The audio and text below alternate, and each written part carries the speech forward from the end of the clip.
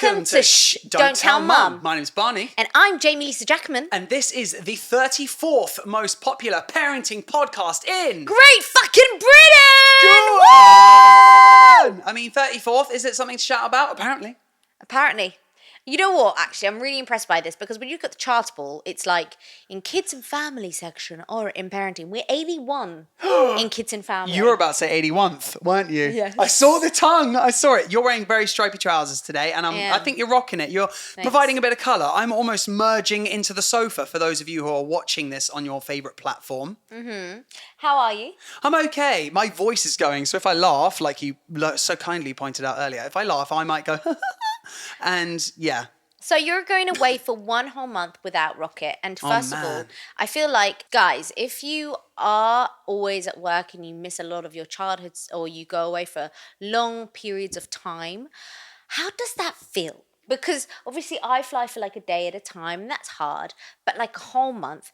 As a father, how are you feeling? Are you a bit nervous? Are you a bit like, you've done it a few times? I have done it a couple of times. So it's not like you get used to it. Like I'm not getting used to the fact that this is going to happen and I'm going to miss out on certain things. It's more, I wouldn't say it's the worry about missing out on things of your kid growing up. It's more about mitigating stress that the rest of your family feel because of your absence. So the thing that I worry about more is, are you going to be okay? So I'm not necessarily as worried about missing certain elements of his childhood. Obviously, I don't want to miss him, talking properly for the first time because we know that he is fast approaching the time where he's probably going to start saying words, possibly even like his first sentence, but just based on people that we know or kids that we know that have done that within that 16-month to 2-year period is kind of when they start, saying words or talking. So I'm a little bit worried or nervous just that you're going to be okay because you're mega busy. Summer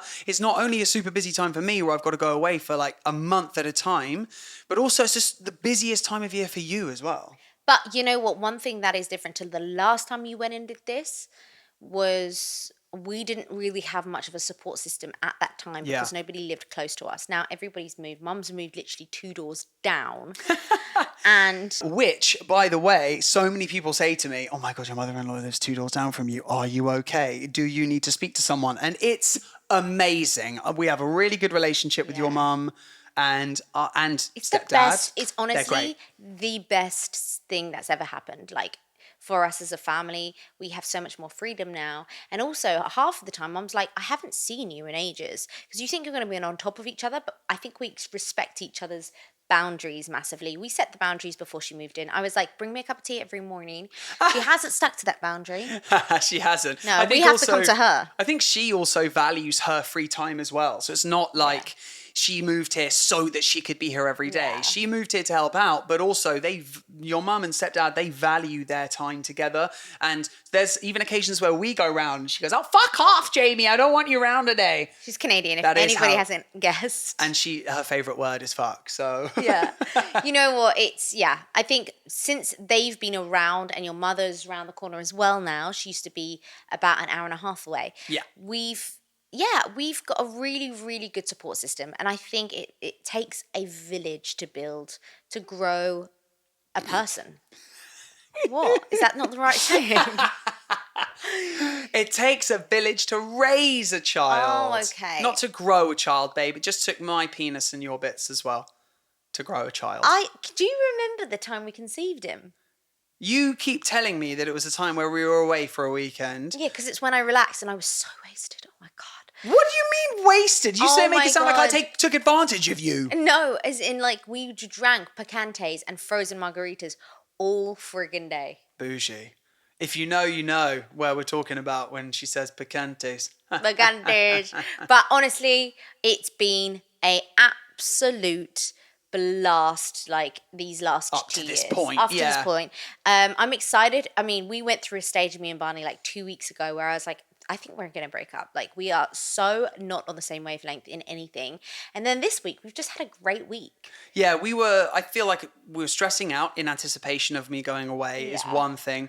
And then also, we've been stressing a little bit. You may notice that some of our social media stuff has been lacking a little bit. Maybe, the Instagram, the TikToks, things like that. We're not posting as frequently because it was such a full-time job. So, and we also have jobs alongside doing the social media stuff. So it's not like we're doing social media full-time. I have esports work that I do. I work in the gaming industry, so I have to go abroad quite a lot. So then it stresses me out that the build-up towards going away, I have to, make loads of content that I can then release while I'm away. Because while I'm away, I'm not going to have any time to create content. Have you done much with like Rocket? Like, do you have lots of I mean, I have like 2 or 3 videos that we've pre-recorded. I might be able to do a couple this weekend, but I also don't want to turn Rocket into a content making machine where I'm like, I've got to film this, come over here. No, but I think it's more like the one that I love about the content that we make is when we look back on it, it's so nice to see the old videos with him when he's growing up and you go, oh my God, look how small he was. It's memory for us on top of like people that have joined us on this like really random family journey, because it is a freaking journey. Yeah. But honestly, looking back at those videos is probably the best thing we've ever done, because I grew up in a household where my dad filmed everything. He did on like a camcorder. And you didn't. And we've really struggled to find baby photos or videos of Barney's family. Definitely no videos. And it impacts, I think it impacts you a little bit because you go, oh, I want to watch back when I was younger. You want to watch back when you were younger. I want to watch when you were younger. I want to see the memories. I'm all about the memories. You are indeed. I love that. Like one of the things I'm doing every single birthday is taking a picture of me and Rocket around that time and putting it in an envelope with a little note on it going, oh, this is what you did today, or this is what you acted like. Very cute. And then the following, like when he gets to when he's 15, 16, when he can 18. appreciate this, I'll give him these letters with the photos and he can see the growth of himself. The only thing is I've done it with Polaroid and I'm scared he's going to open it and the Polaroids would have leaked everywhere, because Polaroid does. Do they do that? They leak? Actually, no. We have the printer. I didn't use the Polaroid. Yeah, they do leak. But for his first birthday, that's what we did. We got a Polaroid and took loads of Polaroid pictures of everyone, all the guests. Yeah, that was fun. So sweet. Dude, that was mad. Yeah, that's. I'm all about the memories. We need to tell the people who are watching, who are listening to this podcast, right? What happened today? What happened today? What happened today where me and you, who typically do not frequent this because we try to be as healthy as possible, we had a cheeky Mackie D's for lunch. Oh, and we were within the establishment. You know what? Okay, actually, let's put a little pause really in there. Strange this, actually. Yeah, we went to McDonald's, and the last time I ate in a McDonald's was plus 10 years ago. It must have been over 10 years ago. Almost every single time you go to McDonald's, you get it drive-through or you get it delivered, especially nowadays. But today, we had time to kill, so I said, why don't we just sit inside the McDonald's? We go in, we order our food, we sit down, and what happened? I get a message, a DM. Actually, it's a comment on a video I'd literally just posted. It was a comment on a video, okay. And they said on the comment, I'm just watching you in McDonald's right now. What the we were like, hell is going on, Mary? And then we got a little bit panicked, and I was like, okay, let's go, I think. And then when we left... No, we didn't. We sat and we ate the McDonald's. Okay. We didn't leave. We got panicked. We ate the McDonald's, then we left. Jamie freaked out and went really quiet and sat there for ages. And I just said to her under my breath, I was like, look around and see if anyone is staring at us, and then we can pick out who it is. We started trying to go through the... He's probably going to be listening to this, by the way. Hi, by the way, Archie, if you're listening to this. He messaged Jamie. Oh, he's a kid, I think. Jamie was a kid. Yeah, Jamie clicked on the profile, and there's no pictures of, like, the person. It's just, like, pictures of, like, landscapes and stuff. So I said, it's possibly a kid, because I feel like if parents don't allow kids to take any, like, selfies or, put any pictures of themselves online, then they would just take pictures of random crap. So I said, it's possibly going to be a kid. And Jamie said she couldn't see anyone looking at us, and I think you were a bit too scared to lock eyes with someone who might have been staring at us and typing to you. So finished McDonald's and we left. And then what happened when we were in the car? Well, I think it was one of those, we got into the car, and then there was these three boys on their bikes, and they just stared at us and gave us like a really friendly wave.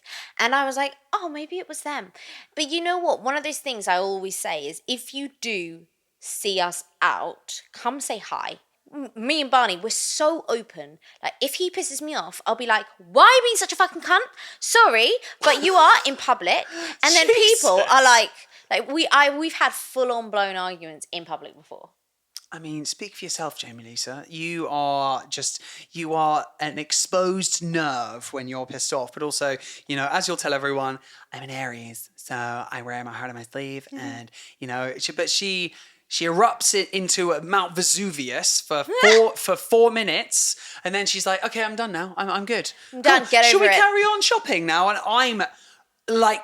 hurricane is inside me because I'm like, how dare you shout like that at me in the middle of public? And she's like, oh, I've let it all out now. I'm feeling good, feeling fine. Yeah. And I want to throw something at you. So you know what? One of the things we've realised in this relationship in the last 3 weeks, I know I've already touched on it on the podcast, was we've been going through a bit of a rough patch in our relationship. And we've realised it's not about being 50-50 in a relationship at all, because sometimes you can't give 50%. Sometimes you can only give 20%. There's a lot of times, like if I'm working till super late at nighttime, Barney's going to have to give me 70% and I'm going to be able to give 30, and vice versa. When he's working loads, I'm obviously giving like 100%. Like, we always need to top the 100% in the relationship, and sometimes it can get really hard. So how have we tackled that? Like, because I feel like we're in a better space this week.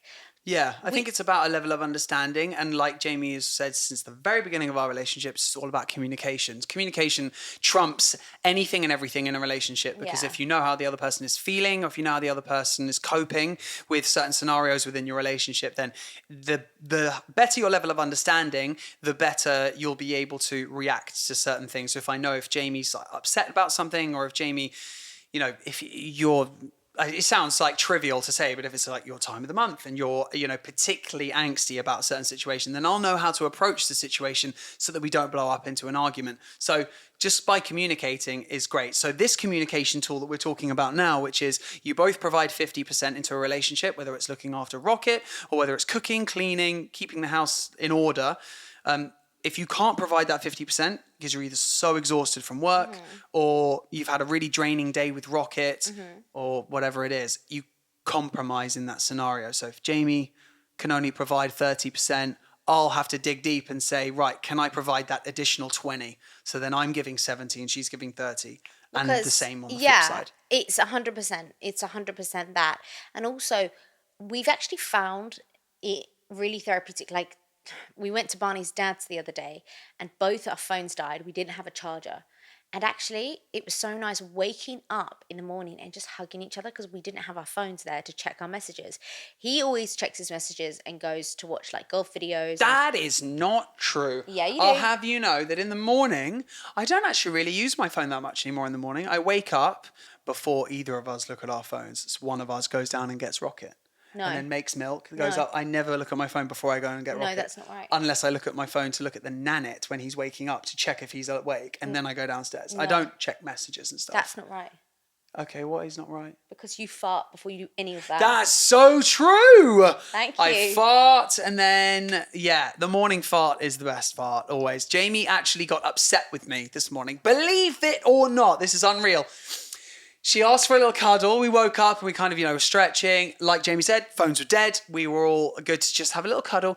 And she cuddled me. And I felt Jamie tense her lower back. And I was thinking, I know what's happening next. So I tensed my lower back. And then we farted almost at the same time. Mine was longer and louder. And you got annoyed at me. You went... oh my God. And I was like, what? What's wrong? What's wrong? And she goes, yours was bigger than mine. What the fuck is going on? Well, it was, number one. And number two, I literally am like, that's just pre-warn me, because mine was going to be delicate and cute. Yeah, but what? So you would have forced out more if you knew that I was going to go at the same time? But just fucking warn me that it's going to be a wet one. It was? Oh my God. I mean, yeah, but we're treading the territory of too much information now. But we were talking about... his poor father is going to have fucking... Poop particles all over his bed. Mars, gotta change that shit. Love you, Dad. So one thing that we definitely were talking about earlier was my trip to the Middle East, which is happening on Monday, literally in 3 days' time. Right now it's Friday. We're going to pick up Rocket as soon as we finish this podcast. So we're closely approaching that time. Now, one thing that we did talk about is, why I'm going for a long work stint, and you're going to be very busy throughout the month of July as well, like we've already stated. But something that I would like to touch base on is the fact that a lot of people, I would say typically in 9-to-5 jobs, because we actually, funnily enough, even though we both work in a similar industry, we do different jobs. What do you think my typical work day looks like? Because if you ask anyone who has a partner with a 9-to-5, be it a banker, an accountant, a doctor, whatever, they half the time can't tell you what their partner does. They go, he works in insurance. And if I ask them, what does he do on a typical day? I can guarantee you most people don't know what they do on a typical day. Well, I know what you do. Go on, talk to me. So the night before a show day, he will write down loads of notes that he has to. He will investigate the game as thoroughly. All the teams that are playing the game are in competition. The thing is every single game has a different type of lingo. So you have to learn that language. So you're learning the language, learning obviously it's very important to know names. I would be terrible at this job. He's unbelievable. And I would be like, okay, Barbara. My name's not Barbara. Okay, it is today. Literally, that would be me. Barbara. Okay. What a name. I can't wait. Team Lionsgate. I can't wait to interview a player called Barbara. That would be so freaking awesome. Anyway, then the next day he goes for his makeup and hair. So they prep that. They do obviously the tests that they need to do, obviously the camera tests, the screen test, the audio test. He has his in-ears placed with his pack behind. Sometimes they'll get him to do floor work where he's interviewing, after the match, or he's interviewing a fan. But normally it's on the stage, and either he has a teleprompter or he has flashcards from what he's written the night before. And he will read out, he's not the commentator, he's the person in between it that kind of pieces the whole show together. Am I correct? You are so correct. The only thing that I think you got wrong is teleprompter. I've never had a teleprompter in esports. Okay, they don't do that anymore. No, they don't do that yet. I feel like they might get to it at some point. But I swear you had one and it malfunctioned at one point. Went really instead fast. of having a teleprompter, one time, so the only time this ever happened was because I was on a giant green screen behind me, which happens a lot of the time in esports. But what they actually provided me with was cue cards, right? Yeah. So we're using these cue cards. I'm sticking my notes to the cue cards prior to the show beginning. And then I think we're about 3 or 4 hours before the show starts. And then cameraman runs up to me and goes, hey, we have an issue. And I said, okay, what's this issue? And he said, the cue cards have green on them. And I thought, oh my God. Because the game has a globe on the front of the game. And so the globe obviously has the green bits which are land. And so being that it's green, it was showing what they were showing on the green screen behind. So if I held up the cue card, it looked stupid. So we had to think rapidly. Look, you can't have cue cards now. We don't have any additional cue cards that you can use that the company will sign off on. So you're not allowed any cue cards. And I said, look, guys, this show is 5 hours long. I have to have some sort of cue cards or something just to be able to get through the show, because I can't memorize everything, for the whole show. And they said, right, what if we get a TV and put the TV underneath the camera so that you can look at the TV to see what's coming up next? And they employed someone locally to come in, sit by the screen with a laptop and just scroll down my notes as I was going through the segments of the show. Mate, anybody that wants to get in gaming, do that. Hired someone for the day to be essentially, that is what a teleprompter cue person does on Good Morning Britain, ITV, the news, they have a teleprompter guy who normally has a wheel and spins the wheel, and the tighter you spin the wheel, the faster the teleprompter goes, and they can adjust it to the speed at which you're speaking. And this guy, who was just some random dude, had to follow my notes and scroll down with a mouse. Yeah, flip. So I felt for him, but we did a good job, and luckily it all went well. That was it. Well done. So a day in the life of Jamie Lisa. She turns up and she eats and she sleeps, and then she... No.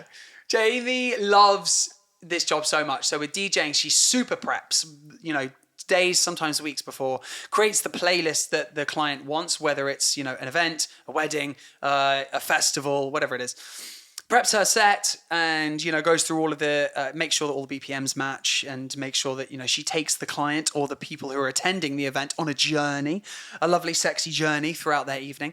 When you get to the venue, you just, I imagine, sign in with whoever the events manager is or just make them aware that you've arrived. Go into... I reckon you would eat, and then after you eat, you would get prepped with like your own hair and makeup. You sit and you normally do your own hair and makeup. Make sure you got the right USBs, headset, blah, blah, blah.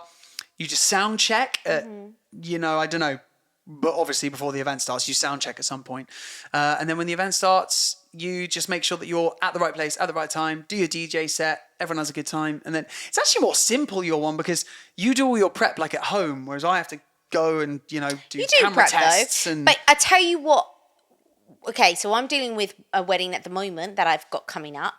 And I have some pet peeves. So if you're listening and you're going to have a wedding soon, or you know somebody who's going to have a wedding and they have a DJ. Listen up. Listen up. If you are planning a wedding, don't do these things. So someone has sent me a few lists of music from their Spotify. Is a few, are you playing this down, or is it actually like thousands of tracks? So 2 playlists. Okay. Right? That they've made years ago. 196 tracks on one of them. Is Let It Burn by Usher on it? 200 on another. All of them don't make any sense for a wedding. When someone sends you a list of 200 songs for their event and says, just pick what will work, you're making the DJ's life so much harder. They just need 30 tracks. That's it. Because you wind other stuff in, right? You wind loads of other stuff in. You get a vibe from it. Don't send them a whole friggin' playlist that has your grandmother's favourite track on there in 1972, plus one that you had sex to the other day, or a car journey song, or I've got you a under one my that skin. Means something to you personally that you would never play at your friggin' wedding. Yeah. I'm sorry, no. Okay, that's number 1. There are also wedding tracks that work. This is like specific wedding we're talking about right now. Jamie knows that there are certain tracks that always smash it in weddings, and so she's trying to get your personality sprinkled in. Because I've made mistakes from being a DJ for years and years and years. Guys, I'm not a DJ that just does willy-nilly. I've been doing this job for nearly 15 years. God, even longer, I think. But the thing is So old. Another thing that people do is when they request an artist, but they don't say the full name. So they'll be like, it's like, sorry, Susan, I don't know who Paul is. Is it Sean Paul? Is it Paul McCartney? Is it Paul Simon? Is it? Like, there's so many artists with the name Paul. I'm not going to know Paul. Or they'll say, oh, play Feeling Good. Do you know how many Flow Rider songs there are called Feeling Good? I'm not lying to you. I hate Flow Rider as well. Oh my Which I didn't know. He's actually called Florida. Yeah, Flow Rider. I didn't ever get Is the word Florida split into 2? I know, I never knew that. Anyway, that and also, what's the other Flow Rider and artist? Pitbull are honestly the 2 worst people in music. In my opinion, music's very self... So yeah, just make sure that when you say an artist's name or a song, just make sure you say the actual song you want and the artist's name. Okay? Not Paul, because I don't know who that is. But shout out to Paul, and I love your tunes, mate. I'll put all the Pauls keep in it rolling. there. Put loads of Sean Pauls Sean in Paul. there. Paul, and then they'll come up to me and go, this is not my music. You asked for Paul. Well, it's Paul. Yeah. All right. Anyway, so yeah, that's a pet peeve of mine with the job thing. We don't have long. Rocket, we need to pick up Rocket in 10 minutes. Oh my from God. school. So, guys, this is probably going to be one of the last podcast episodes you will see with Barney in here until he's back in 1 month time. But we're gonna do a Zoom podcast. Every boy and every girl. Do we have any? You know what? Like, we're not on the same wavelength. She said it earlier. We're not. Spice up your life, Jamie. Yeah, go on. What are you saying? Do you have anything to say about the current Not to you, today? okay? Other than I love your trousers. Thanks, they're vibe. They're pretty much He vibey. turned around today and said I looked way too posh for McDonald's. Bro. I'm sorry. She was wearing Bulgari sunglasses, carrying a Sandro bag, wearing these trousers and a Ralph Lauren jumper. Be and I said, fabulous. we're walking. Be fabulous. I mean, it's true, actually. I don't hold it against you. Like, if you want to wear fabulous clothing to McDonald's, you fucking wear fabulous clothing to McDonald's. Thanks, beautiful. Also, remember, guys, I've got a wedding next week. Obviously, I was talking about the hen on the last podcast. I've got a wedding next week for the bride. And the bride I'm going to bring on I'm going to bring her on. Bride Don't tell mum. on the pod. And we're going to go through her wedding breakdown. And we're going to go through the bridesmaid wedding breakdown. Oh my God, because there were a few breakdowns. And we'll see which one was more expensive. Ooh, I'm joking. This is going to be fun. It's going to be a spicy episode. Fists might fly in this episode. But anyway, thank you so much for joining. Shh, don't tell mum. Are you going to join me on this?